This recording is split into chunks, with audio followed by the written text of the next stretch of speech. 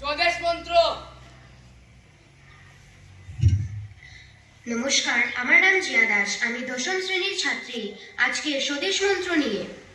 হে ভারত, এই পরানুবাদ পরানুকরণ পরমুখপেক্ষা, এই দাস সুলভ দুর্বলতা, এই ঘৃণিত জঘন্য নিষ্ঠুরতা, এইমাত্র সম্বলে তুমি উচ্চাধিকার লাভ করিবে।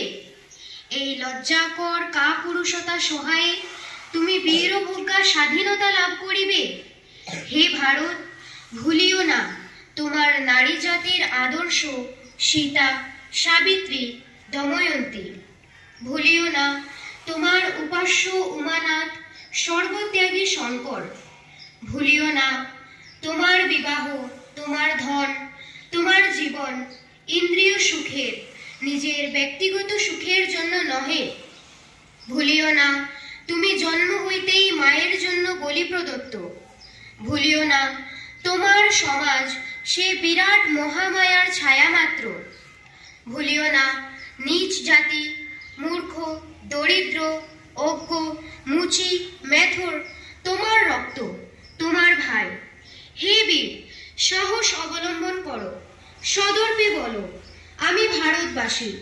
ভারতবাসী আমার ভাই। বলো মূর্খ ভারতবাসী, দরিদ্র ভারতবাসী, ব্রাহ্মণ ভারতবাসী, চণ্ডাল ভারতবাসী আমার ভাই। তুমিও কোটিমাত্র বস্তাবৃত হইয়া সদর্পে ডাকিয়া বলো, ভারতবাসী আমার ভাই, ভারতবাসী আমার প্রাণ, ভারতের দেবদেবী আমার ঈশ্বর, ভারতের সমাজ আমার শিশুসজ্জা, আমার যৌবনের উপবন, আমার বার্ধক্যের বারাণসী। বলো ভাই, ভারতের মৃত্তিকা আমার স্বর্গ, ভারতের কল্যাণ আমার কল্যাণ।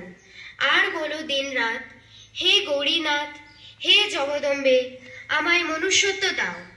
মা, আমার দুর্বলতা কাপুরুষতা দূর করো, আমায় মানুষ করো। ধন্যবাদ।